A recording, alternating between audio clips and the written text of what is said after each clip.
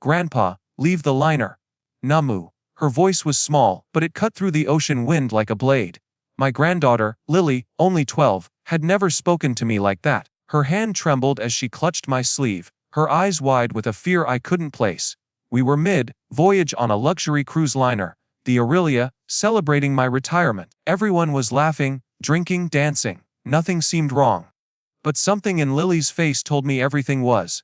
I didn't question her. I didn't ask for explanations. I simply took her hand and walked off the ship with her at the next port, leaving behind my luggage, my stateroom, and thousands of dollars. The liner sailed away without us. 3 hours later, Lily finally spoke. "Grandpa, they're going to sink it." My heart froze. She told me she'd overheard 2 men talking in the ship's staff hallway about a scheduled accident, a payout, and making sure the old man in suite 9 or 3 didn't get off. That suite was mine. Someone wanted me dead. My first thought was disbelief. The second was anger, an anger that had been simmering since my wife's mysterious death the year before. She drowned on a boating excursion that I'd always felt wasn't an accident. Too many details never added up. Too many people brushed it aside. But when news broke 3 days later that the Aurelia had suffered a catastrophic engine explosion and gone down with nearly half its passengers, everything snapped into place. Someone had killed my wife. And then they tried to kill me. I vowed I'd never let them touch my family again.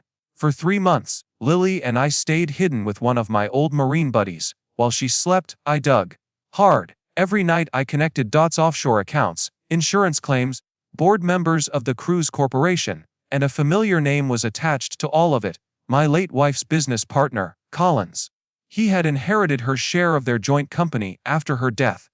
He had gained more with the sinking of the Aurelia, thanks to an insurance scam he orchestrated, and wiping me out would have cleared the last obstacle to total control. The man had built his empire out of the bones of the people I loved, so I tore his empire down.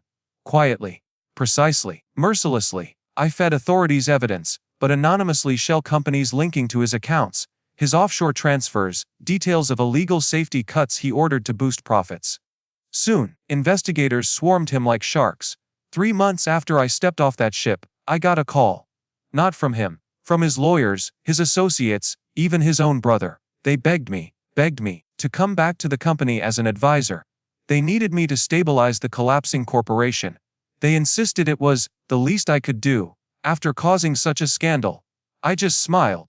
The same people who hadn't believed me about my wife's death. The same people who had profited from her.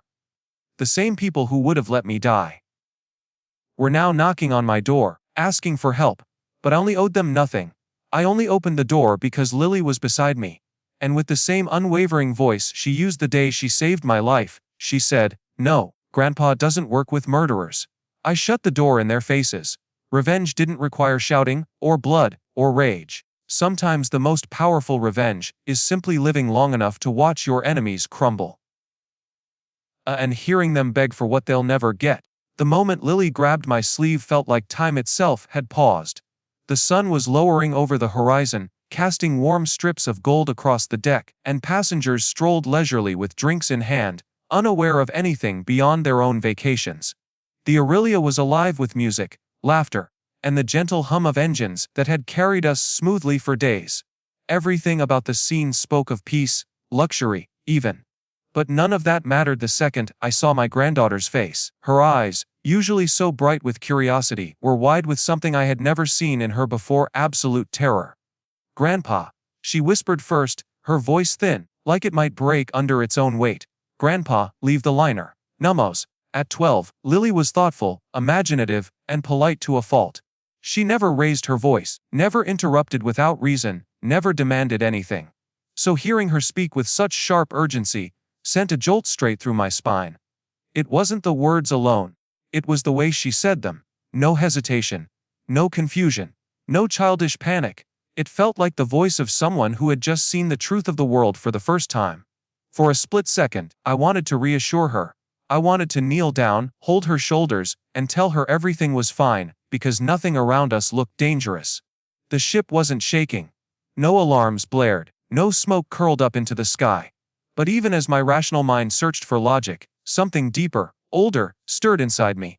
A survival instinct I hadn't felt in years. An instinct that told me this wasn't one of her imaginative stories or overreactions. This was real. And so instead of questioning her, I asked only one thing. Why Lily? Her answer was a trembling breath, not words. She shook her head, her gaze darting behind me as though she expected someone to appear at any moment. Her hand tightened on my sleeve. She swallowed hard, as if speaking might draw unwanted attention. In that moment, I realized something important. Whatever she had seen or heard, she believed it completely. I'd raised kids and grandkids long enough to know the difference between fear based on imagination and fear rooted in truth. This was the second kind. Before I could press her further, she tugged hard. Not enough to hurt, but enough to say, if you don't move, something terrible will happen. Passengers brushed past us, oblivious. A group of men laughed loudly near the bar, 2 women posed for photos by the railing, and the ship's staff moved with their usual practiced hospitality.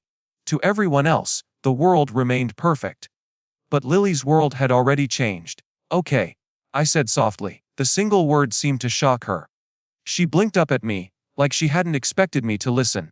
Maybe she had feared I'd dismiss her, tell her she was imagining things, or demand an explanation she couldn't give. But I had learned long ago, after losing her grandmother, that instincts matter. And Lily had mine. Her shoulders dropped with relief, but the fear didn't leave her. She just nodded rapidly and pulled me toward the exit door that led inside. The next port wasn't scheduled for hours, but I didn't know that Lily had already memorized the ship's daily map. She had always been observant, quietly storing details that adults overlooked. She led me to a service staircase, her steps silent but urgent. She avoided populated hallways, avoided staff, avoided anyone who might slow us down. Her small hand remained wrapped around my fingers the entire time, and with each quick step, her grip got tighter. We passed through unfamiliar corridors, places passengers weren't meant to wander. The floors changed from polished marble to scuffed metal. The lights dimmed to industrial fluorescence. The air smelled of machinery and cleaning supplies. Yet no part of Lily hesitated. She walked like someone who had rehearsed this path, though she surely hadn't. When we finally emerged onto a narrow walkway overlooking the lower deck, I could hear the faint murmur of crew members, the clang of cargo being handled, and the shouts of workers preparing for a short stop at a maintenance port. We weren't meant to disembark, just to pick up supplies. But Lily didn't care if it was meant for us or not. She pulled again. Please, Grandpa, please. I looked down at her trembling chin, and that was enough. I didn't think about my belongings left in the stateroom, my wallet on the bedside table, or the expensive vacation I had waited months for. All I cared about was the panic in her eyes. We slipped down the ramp moments before a crewman shouted at us to stop. But before he could catch up, the dock manager intervened, assuming we were just confused passengers. He led us through into the port station, muttering about cruise tourists and their wandering habits. By the time anyone on the Aurelia figured out we were missing, the ship was already pulling away, heading back into open water. Lily stood beside me on the concrete dock, trying to hide the shaking in her hands. She kept glancing over her shoulder, as though expecting the liner to return like a predator circling its prey. I held her close. For a long time, neither of us spoke. Finally, when the ship was only a glimmer on the horizon, she whispered, "I'm sorry, Grandpa." Sorry. For what? Her eyes filled with tears. She had been fighting back for the last hour. For making you leave. For ruining everything. I cupped her face gently. Lily, you saved me from something, didn't you? She didn't answer immediately. Instead, she leaned into my chest, her voice muffled against my shirt. I didn't want to, but I had to. I heard them talking. They said you weren't supposed to get off when the ship goes down. The words hit me like a physical blow. Not because of their meaning, I didn't yet understand that, but because of the raw pain in her voice as she said them. I hugged her tighter. In that moment, I didn't need explanations, proof, or logic. I didn't need to know who they were or what she had overheard. All I knew was that a terrified little girl had made the hardest decision of her life, one that no child should ever have to make. She chose saving me over everything else. Over comfort. Over safety. Over being believed. Over the cruise we promised would be fun. She risked being called crazy. She risked punishment. She risked being wrong. But she trusted her instinct. So I trusted her. And that trust, given in a split second on a sunny deck, became the single most important decision of my life. When we stepped off the liner and found a quiet corner of the port, it took Lily nearly 3 hours to speak. She sat with her knees pulled to her chest, arms wrapped around herself, trembling every so often, like she was replaying something too terrifying for words. I didn't push her. Children will talk when their minds finally stop screaming long enough to breathe. So I waited, sitting beside her on the cold metal bench, pretending to watch the workers load crates while quietly watching her instead, every twitch, every shiver, every deep, shaky inhale. When she finally lifted her head, her face looked older, like whatever she had witnessed had aged her in moments. She wiped her cheeks with the back of her sleeve, though I hadn't seen any tears fall. Her voice, when it came, was brittle, as if she were speaking through glass splinters lodged in her throat. "Grandpa, they're going to sink it." I didn't understand at first. Sink what? The ship, the Aurelia that was right then gliding calmly back out into open water. The concept was so far from my mind that my first reaction was confusion, not fear. But the way she said it, soft, steady, final, made the words feel as heavy as anchors dropping into the sea. I turned toward her, trying to keep my voice even. "Lily, sweetheart, what do you mean?" She pressed her palms together, fingers interlocking, like she was trying to keep herself from falling apart. Her gaze locked onto the floor between us. "I heard them," she whispered. "Two men. I didn't mean to. I was just looking for the bathroom. I took the wrong hallway. It was one of the staff ones, the kind they don't want guests in." She paused, her lips trembling, and I realized that she was still seeing it, the narrow, dim hallway that passengers weren't supposed to enter. She had always been the curious sort, always wandering, always observing. It was a trait that made her a joy to take places, but at that moment, it had put her in danger. "I heard them talking," she continued, drawing in a tight breath. "They didn't see me. I hid behind a cart with towels. They were arguing about the timing. One of them said the explosion had to look like an accident. The other asked if you were going to be off the ship before it happened." I felt my heartbeat drop into my stomach. She looked up, eyes swimming with fear. "They said your room number, 903. They said they needed to make sure the old man doesn't slip away before it happens." "Grandpa, that's you." Her voice cracked on the last word. I didn't speak. I couldn't. I just stared at her, trying to process what she was telling me. But her expression left no room for doubt. This wasn't a measured sentence or childish exaggeration. She was recounting something that had carved itself into her memory, like a blade. They said the insurance payout would be perfect. That nobody would question it after what happened last year. She swallowed hard. I think they were talking about Grandma." That hit harder than anything else she had said. My wife's death had been ruled an accident. A boating mishap during a tour excursion. The kind of tragedy that happens once in a while and gets written off as unfortunate, but I had never truly believed it. Too many inconsistencies. Too many unanswered questions. Too many people urging me to let it go. Now Lily's words ripped open every wound I had tried to let scar over. I forced myself to stay calm for her sake. "Lily, did they see you?" She shook her head quickly. "No. But when they left, I waited until I couldn't hear them anymore. Then I ran.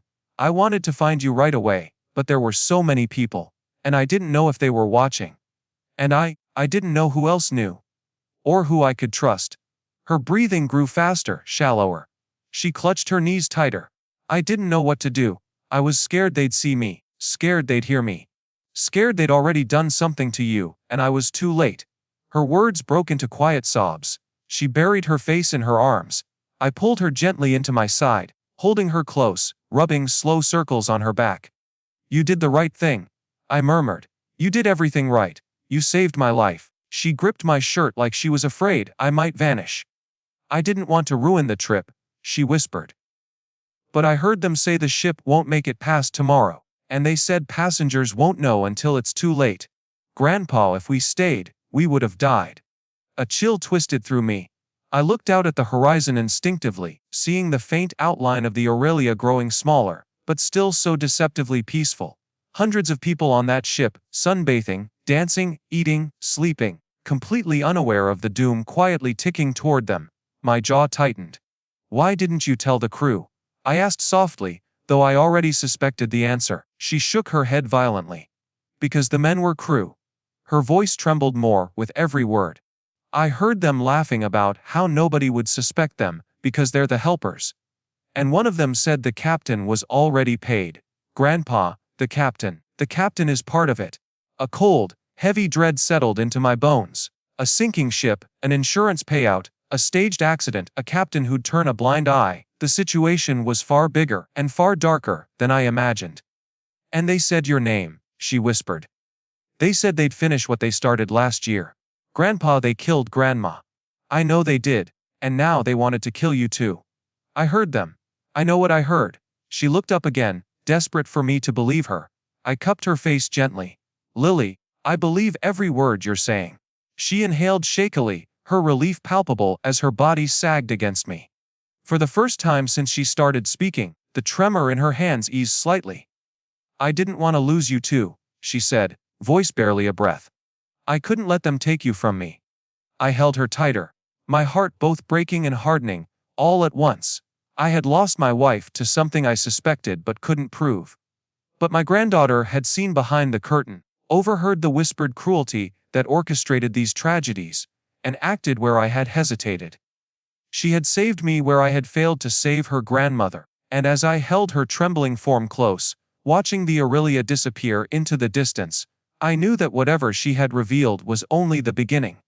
The truth was darker, the betrayal deeper, and the danger far greater than I had feared.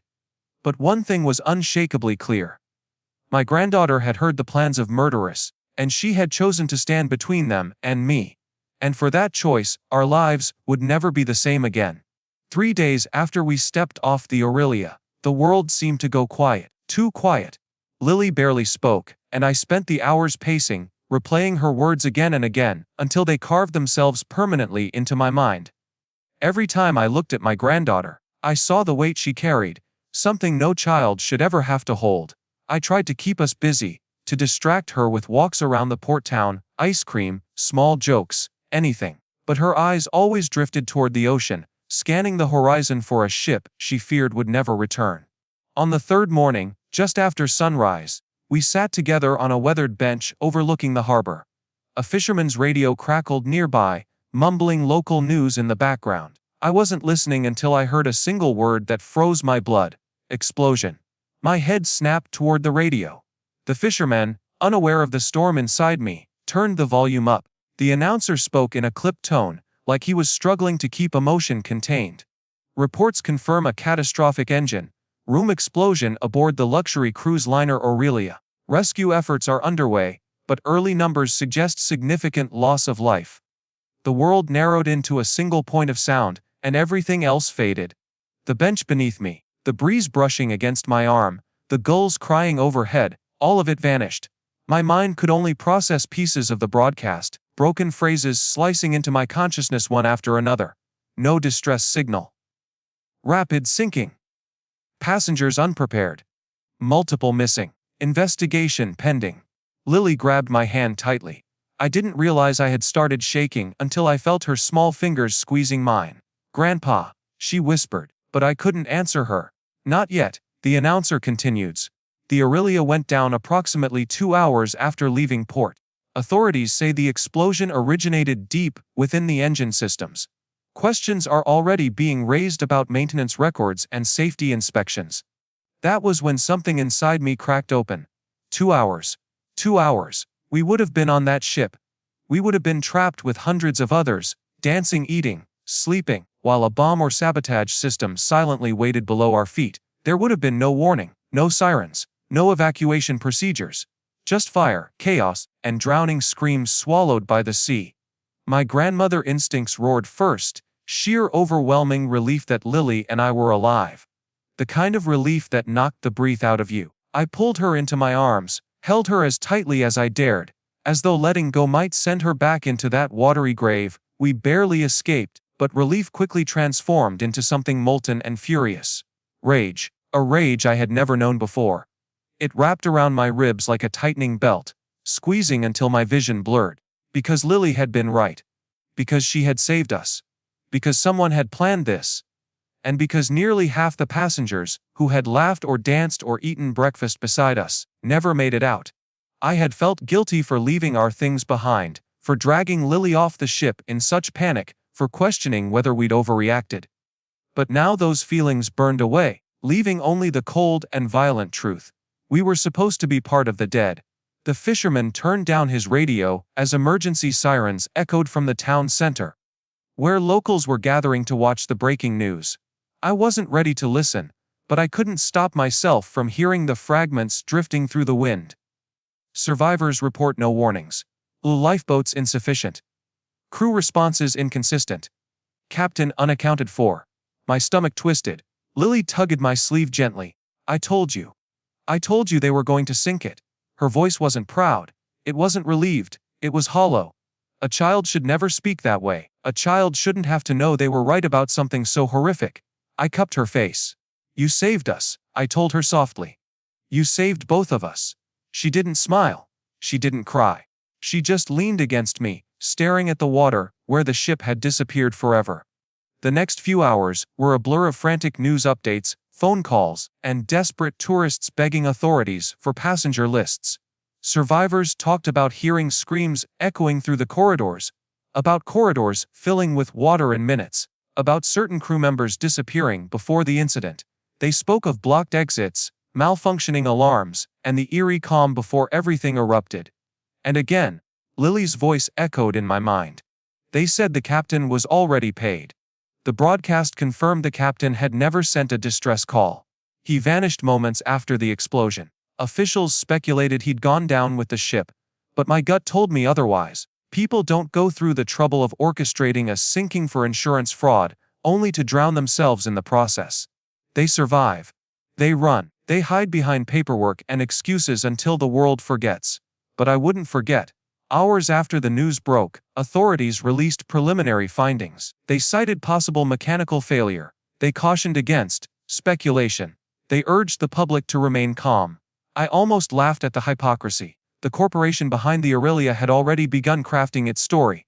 A tragic accident. A maintenance oversight. Maybe even a freak malfunction. Anything except what it truly was, murder. As the sun dipped low, turning the ocean a burning shade of orange, Lily spoke again, barely audible, as if she feared the air itself might retaliate. They wanted you on that ship, Grandpa. They wanted you to die with all the others. Her hand found mine again. Why you? She asked quietly. Why would anyone want to hurt you? I had no answers then, only shadows and suspicions. But somewhere deep down, far below my heartbreak and shock, something clicked into place. A memory, a conversation, a face. The faintest thread connecting this tragedy to the one I'd suffered a year before. They didn't just want me gone. I murmured. They needed me gone. The truth hadn't fully formed yet, but the shape of it had begun to emerge. The ship didn't sink by accident. My wife didn't die by accident. And now, someone had tried to erase me too. But instead of dying quietly on that ship, I was standing on solid ground, alive and beginning to understand the magnitude of what was happening. As the last flicker of sunlight disappeared behind the horizon, I made a silent vow. If the people who orchestrated this tragedy thought they could scare me into silence, if they thought they could kill my family to protect their secrets, if they thought they could walk away unscathed, they hadn't counted on one thing. I had survived, and I would make sure they regretted leaving me alive. In the days that followed the sinking of the Aurelia, grief and shock hung in the air of every port town the survivors washed into. The news channels ran endless footage, floating debris, overturned lifeboats, rescue divers pulling out bodies wrapped tightly in plastic sheets. Each report felt like a punch to the gut, not only because we had so narrowly escaped joining them, but because I began to see connections I had once dismissed as coincidence. For years, I had prided myself on being a logical man, grounded and steady. When my wife died in a boating accident the year before, I grieved deeply. But part of me never accepted that it was simply fate. Something had gnawed at me from the moment the officials handed me her belongings in a sealed bag and told me, "These things happen." The words sounded rehearsed, practiced. I remembered the way the tour company director avoided eye contact, the way her business partner, Collins, offered condolences while also sliding a stack of legal documents across the table for me to sign. Documents that felt oddly urgent. Documents that transferred her shares of their joint company to him automatically. Documents that, at the time, I was too shattered to examine closely. For months after her death, little things bothered me. The inconsistent timeline of the boat excursion, the sudden appearance of additional insurance policies I didn't remember her mentioning, the fact that the guide on her trip vanished days after the incident. I brought my concerns to the authorities, but no one listened. The investigators labeled it a tragic misfortune and filed it away. Eventually, I tried to force myself to move on. To give my granddaughter the happy memories she deserved, not a grieving old man consumed by suspicions he couldn't prove. That was why I booked the cruise, to try to breathe again, to show Lily something beautiful, to reclaim a piece of life after losing so much. But as I listened to Lily describe the men speaking in the service hallway, men casually discussing the death of the old man in Suite 9 or 3, the insurance payout, and finishing what they started last year, a cold certainty settled over me. My wife hadn't simply died, she had been removed. And when the Aurelia exploded, when the ocean swallowed hundreds of innocent lives, I realized with a sickening ache that I had been meant to join her. The memory of my wife's final days slowly pieced itself together in my mind. She had seemed distracted, stressed. She'd spent long nights working on her company's financials, muttering about irregularities and missing funds. She mentioned disagreements with Collins, nothing dramatic, but enough to plant seeds of worry. Yet she never told me the details. Perhaps she thought she could fix it. Perhaps she didn't realize how deep the corruption ran. Perhaps she underestimated how far someone would go to protect their empire. As the truth sharpened, my shock evolved into something else, an icy, deliberate clarity. I couldn't deny it anymore. Everything was connected. My wife's death, the cruise liner catastrophe, the threats Lily overheard, the way my name was explicitly mentioned. Someone wanted my family gone because we stood in the way of something far bigger than a single company, something worth killing for. One night, after Lily had fallen asleep in our temporary lodging, I sat at the small kitchen table with a cheap notebook and pen. I began to write down every detail I could remember from the past year. Dates, locations, conversations, expressions, document signatures, insurance claims, everything that had seemed insignificant, but now glowed with hidden meaning. For hours, I filled page after page until my hand cramped. The more I wrote, the more a pattern emerged. The business my wife co-owned had always been profitable, but nothing unusual, until 2 years prior. Then, out of nowhere, the revenue soared. New investors appeared. Expansion deals doubled. Insurance policies multiplied. Risky ventures were suddenly approved. It didn't take a genius to see it. Someone was using the company as a laundering channel, a front, a funnel. Whatever they were doing, my wife must have discovered it, and she died soon after. I gripped the pen so tightly it threatened to snap. The betrayal burned deeper than anything I'd felt before, not just because they took her life, but because they expected me to disappear quietly. They thought I was just an old man who wouldn't notice the inconsistencies. Someone easy to erase. But they hadn't counted on Lily. Her overheard conversation had ripped away the veil I had tried to force over my grief. It exposed the rot beneath the surface. And once I saw it, I couldn't pretend anymore. One evening, I decided to confront the past directly. I pulled out the old box of my wife's paperwork I had avoided for months. Inside were her notebooks, annotated reports, contracts, statements with scribbled question marks in the margins. One page in particular made my breath stop. It was a ledger page, handwritten in her neat script, with numbers circled in red ink, large amounts of money being moved through the company to shell organizations I didn't recognize. Next to one transaction, she'd written, "Why this account? Offshore. Collins." It was the beginning of a trail she hadn't been able to finish. As I flipped through her remaining notes, I found a final entry, brief and haunting. "Something's wrong. Must talk to him tomorrow. If anything happens." The sentence ended abruptly. My throat tightened. She had known. She had been scared, and I had never noticed. I should have. A husband should see the shadows forming behind his wife's smile. A husband should recognize when the person he loves is carrying something too heavy alone. The guilt pressed against my ribs like a stone. But beneath it, something darker stirred. Resolve. Because now it wasn't just about grieving my wife. It wasn't just about nearly dying on that ship. It wasn't even just about Lily hearing men plan our deaths. It was about justice. Real justice. The kind that doesn't come from courts or officers or corporations who value money over lives. They had taken everything from me. My wife, my peace, my trust in the world, my belief in accidents and coincidences. And when the Aurelia went down with all those innocent souls trapped in its belly, they proved that their greed had no limits.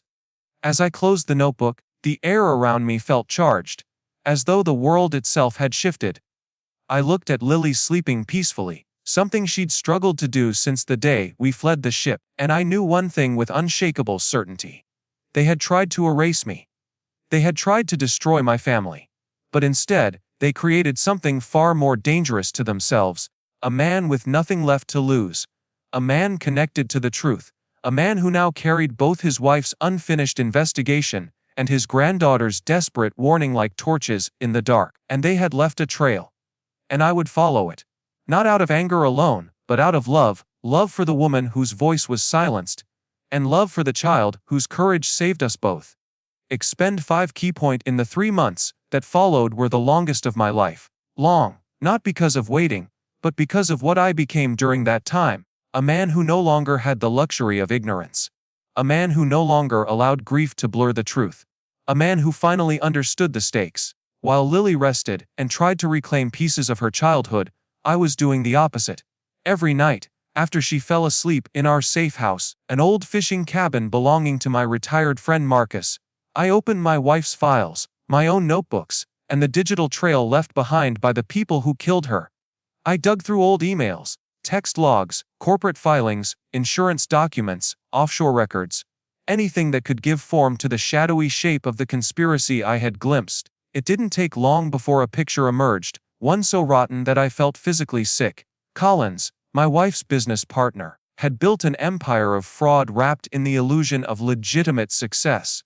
He was funneling money into offshore accounts under different shell identities. He was striking under the table deals with maritime transport companies vulnerable to bribery. He had ties to insurance brokers who manipulated claims and payouts. And most damning of all, he had access to everything my wife ever touched at the company. She had worked beside a viper. And once she uncovered his venom, she paid for it with her life. Every new discovery fed a fire inside me. It was the kind of anger that didn't explode. It simmered, steady, controlled, like molten metal waiting to be shaped. I wasn't about to rush in blindly. I wasn't going to confront Collins with accusations he could deny. I wasn't going to give him the chance to twist my words, or to silence me the way he had silenced her. I was going to dismantle him piece by piece. But I needed evidence, real evidence, the kind that burns through lies, the kind that leaves no room for escape. And this time, I wasn't alone. Marcus, who had served with me years ago and who owed me a favor, offered help quietly, without questions. He taught me how to scrub digital footprints, how to trace money through a labyrinth of offshore accounts, how to track encrypted communications used by white-collar criminals who think they're untouchable. Most importantly, he reminded me of something I had nearly forgotten. You're not just defending yourself, he said. You're defending what's left of your family, and you're finishing what your wife started. In those months, I slept little, ate less, and existed in a strange twilight between mourning and purpose. But every now and then, when Lily came into the room with her drawings or sat beside me with her quiet presence, I felt grounded again. She didn't know the full extent of what I was doing, but she knew enough. She knew I was fighting back. She knew I wasn't going to let the monsters who killed her grandmother and nearly killed us walk freely. And she knew that I was doing all of this with her safety at the center of my thoughts. One night, as I pored over emails exchanged between Collins and a shell company registered in the Cayman Islands, Lily came and sat beside me. "Grandpa," she said softly, "are you doing this because of what I heard?" I looked at her, really looked at her. The innocence that had once lit her eyes had dimmed, replaced by something heavier, more aware. It was the same look my wife used to have after long nights studying financial records, the same mixture of intelligence and concern. "I'm doing this," I said gently, "because your grandmother didn't get justice. Because they tried to hurt you. Because they tried to take me away from you. And because the past 3 months have shown me just how much we've already lost." She nodded, leaning her head on my shoulder. "I don't want them to hurt anyone else. They won't, I promised. Not after I'm done." Piece by piece, the puzzle came together. A hidden account linked Collins to substantial payouts from insurance claims following maritime accidents.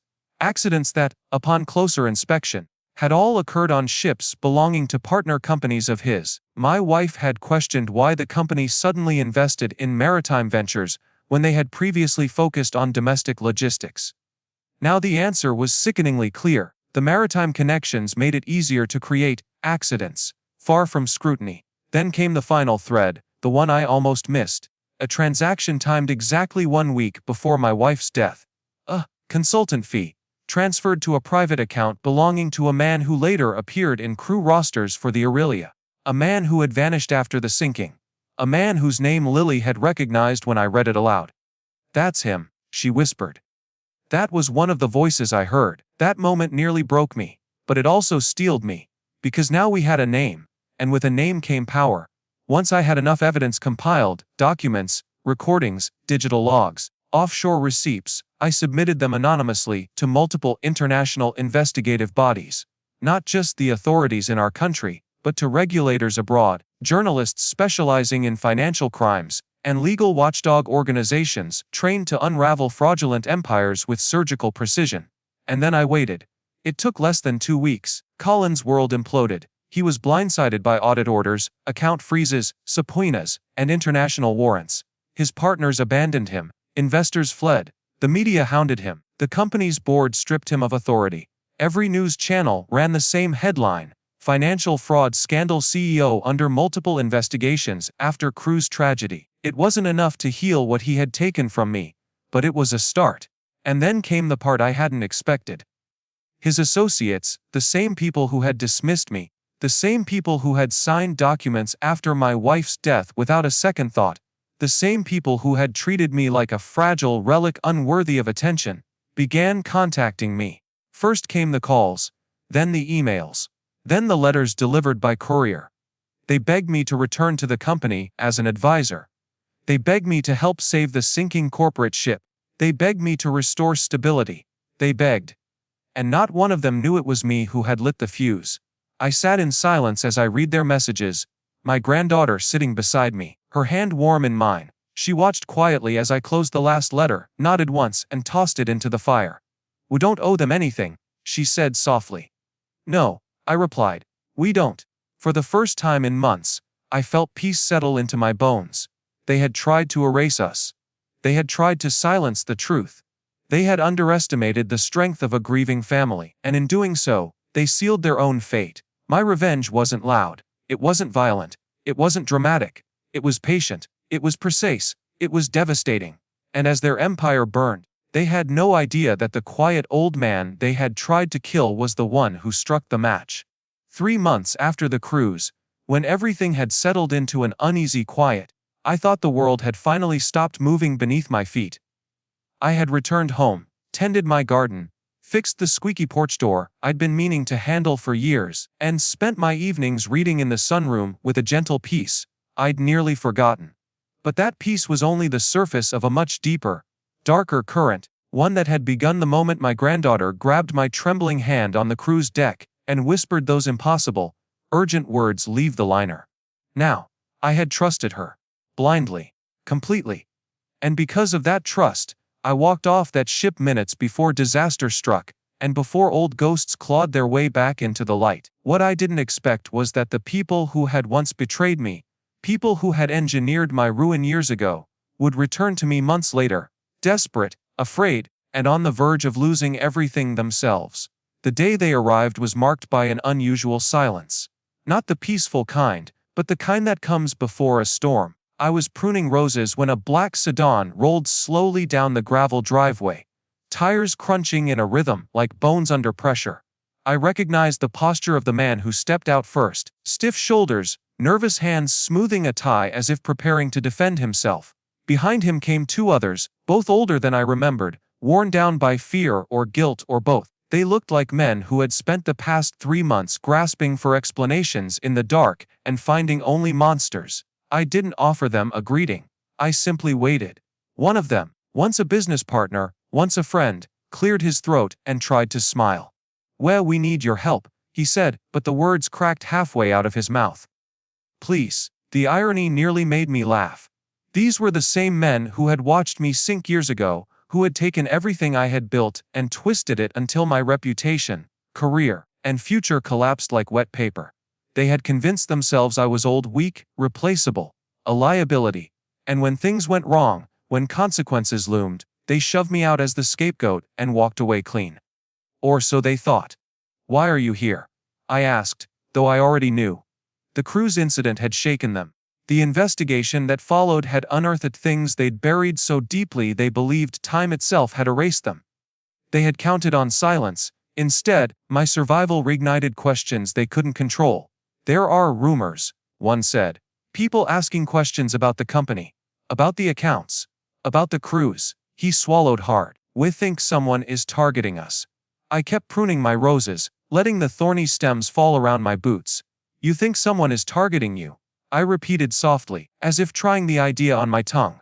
And that someone is who? Fate. They exchanged glances. They were terrified of the truth, of exposure, of the consequences they had once thrown onto me so effortlessly. We're being followed, another whispered. Calls at night. Emails. Photos. Someone knows everything. His voice shook. We thought it was you. The absurdity of it made me raise an eyebrow. Me, sending threatening messages. Following you. I shook my head slowly. If I wanted your lives in shambles, they would have collapsed long before this. One of them took a step toward me, desperation leaking through every word. Your granddaughter, he said. She knew something. She warned you. Please, we need to know what she saw. My grip tightened on the pruning shears. Not in anger, just in a controlled awareness. They were circling around something they didn't understand, trying to claw at the edges of a truth they had neither earned nor deserved. What makes you think I'd help you? I asked. The oldest of them, the one who had orchestrated the worst of the betrayal, finally broke. He sank to his knees in my garden dirt, expensive trousers staining with soil. Because we're out of time, he whispered. We didn't know who you had spoken to, or what you found on that ship, but whatever is happening, it's bigger than us now. His voice trembled. Please. We're begging you. I studied him silently. Once, the sight of his downfall might have filled me with satisfaction. Once, revenge might have meant watching them suffer exactly as I had. But as I stood there in my garden, surrounded by roses I had nurtured from thorns, I realized something. Their fear was not my victory. Their desperation was not my justice. I didn't need to lift a finger to ruin them. They had done that to themselves. Still, there was power in choosing my role now.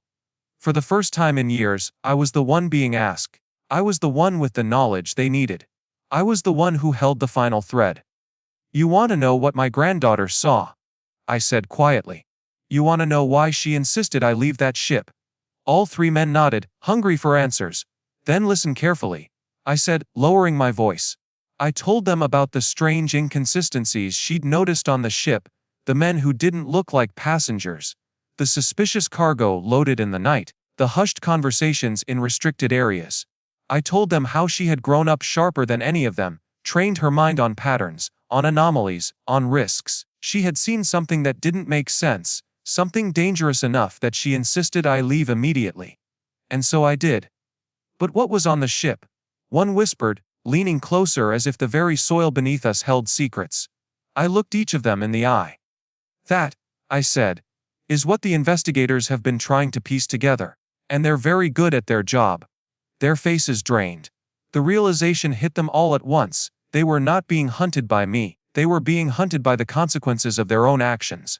And those consequences were closing in fast. You wanted my help, I added. So here it is. Tell the truth. Surrender everything you've been hiding. Because whatever is coming will not stop simply because you're scared. For a moment, none of them spoke.